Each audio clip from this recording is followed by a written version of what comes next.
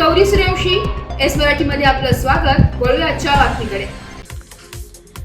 महाराष्ट्र शासनाने कृषी मंत्रीपदी ॲडव्होकेट माणिकराव कोकाटे यांचे आता नव्याने कृषी मंत्री दत्तामामा भरणे यांच्याकडे पदभार दिल्याचा एक GR हा सोशल मीडियावर व्हायरल झालाय. या कृषी मंत्रीपदी दत्तामामा भरणे यांनी शेतकऱ्यांचे हिताचे निर्णय घ्यावेत अशी मागणी सामान्य शेतकऱ्यांकडून करण्यात येत आहे. याबद्दल एक स्पेशल रिपोर्ट आमच्या प्रतिनिधींनी घेतलाय, जाणून घेऊया. नमस्कार, एस मराठीमध्ये स्वागत आहे. माणिकराव कोकाटे यांचा कृषी मंत्र्याचं ज्यावेळेस पद काढलं गेलं आणि दत्तामामा भरणे यांच्याकडे कृषी मंत्र्याचं खातं सोपवल्यानंतर शेतकरी वर्गामध्ये आज तरी चैतन्याचं वातावरण दिसतं. कारण कृषी मंत्री यांच्यावर आरोप करण्यात आले की पत्ते खेळताना विधानसभेमध्ये त्यांचा व्हिडिओ व्हायरल झाला. त्यानंतर शासनाने घेतलेला निर्णय हा शेतकऱ्यांना काय वाटतो जाणून घेऊया. आपल्याला बोलण्यासाठी आता स्वतः अतुल पाटील आहेत.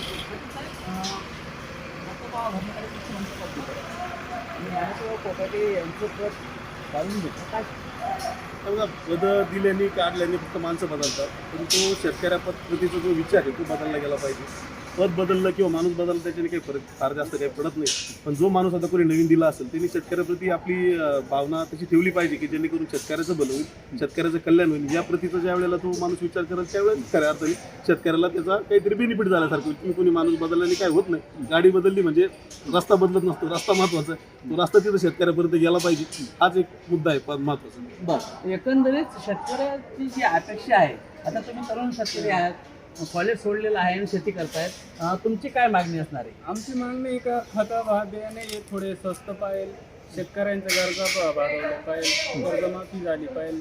5 पंचवर्षी कोण चाललंय शेतकऱ्यांची कर्जमाफी नुसती फसवणूकच चाललेली शेतकऱ्यांची. प्रत्येक सरकार जर असं फसित असेल तर काय उपयोग आहे? कांद्याचा आगार म्हणून कळवण तालुक्याला ओळखलं जातं आणि कळवणमध्ये भरपूर कांदा पिकवला जातो आणि आज नगदी पीक म्हणून कांदा आहे. हे सरकारने कर्जमाफीची घोषणा केली होती, परंतु आजपर्यंत काही झालेली नाही. इलेक्शन काळामध्ये ते घोषणा करत होते की आम्ही कर्जमाफी करू, हे करू, ते करू. कृषी मंत्री असताना स्वतः ॲडव्होकेट कोकाटे यांनी काय काय शेतकऱ्यांसाठी योजना आणल्या किंवा काय केलं, काय सांगा? कोकाटे साहेबांनी काहीच केलं नाही. त्यांनी करायला पाहिजे होतं पण काहीच केलं नाही. हमी भाव झाला पाहिजे कांद्याला. कांद्याचं आता वाईट पोझिशन आहे. कांद्याचं 11-12 रुपये जाऊ राहिले, 7-8 रुपये कांदे जाऊ राहिले. कांद्यांची फार वाईट परिस्थिती आहे. बाजारभाव नियमितप्रमाणे असा हमी भाव झाला पाहिजे कांद्यांचा. हीच मागणी सरकारकडे. सरकारकडे कांद्याला हमी भावाची मागणी केलेली आहे. पण एकंदरीत नवीन जे मंत्री आहेत कृषी मंत्री, आता तुम्ही शेतकरी आहात, स्वतः कांदा उत्पादक शेतकरी आहात, द्राक्ष उत्पादक एक्सपोर्ट निर्यात करतात, द्राक्ष चांगल्या पद्धतीने द्राक्ष पिकवतात. एकंदरीत या कृषी मंत्र्यांकडे तुमची अपेक्षा? निश्चितच कृषी मंत्र्यांकडून एक अपेक्षा आहे की आता जे आपण रोज न्यूजमध्ये ऐकतो की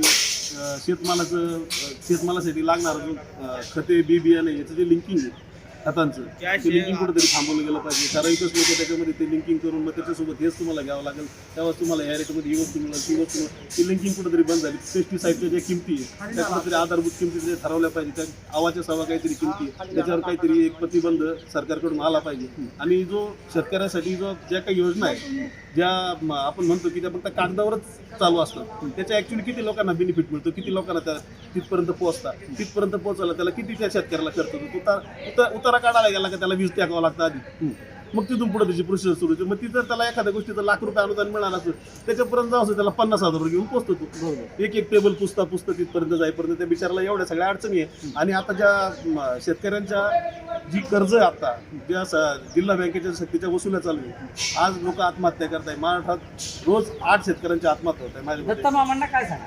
दत्तामामा ते सांगतो, आत्महत्या लोकांना जरी तुम्ही यशस्वी झाले तरी तुम्ही सगळ्यात यशस्वी कृषी मंत्री म्हणून गणले जाल राज्यामध्ये. एवढीच एक अपेक्षा त्याच्याकडून ठेवू शकतो की शेतकऱ्याच्या आत्महत्या जरी ते रोखू शकली तरी त्यांनी खूप काही केलं. समाधान आम्हाला तिथे नव्याने आता पदभार स्वीकारणार कृषी मंत्र्यांकडून मोठ्या अपेक्षा युरिया काय सांगा?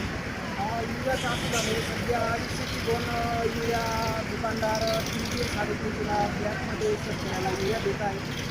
या प्रकारची तरी सरकारने काम यावर लक्ष दिलं पाहिजे. शेतकऱ्यांच्या अडी अडचणी समजून आणि सर्वप्रथम म्हणजे शेतकऱ्यांच्या मालाला हमी भाव घेतला पाहिजे. ही सगळ्यात मोठी मागणी आहे आमच्या. आणि कर्जमाफीबद्दल पण त्यांनी बघावं. नव्याने आता पदभार स्वीकारणारे कृषी मंत्र्यांनी कमीत कमी शेतकऱ्याच्या हिताचे निर्णय घेतले पाहिजे एवढीच माफक अपेक्षा शेतकरी वर्गाकडनं करण्यात येत आहे. शामराव सोनवणे, एस मराठी, दिंडोरी, नाशिक. एस मराठी न्यूजसाठी वृत्त संपादक शामराव सोनवणे, दिंडोरी.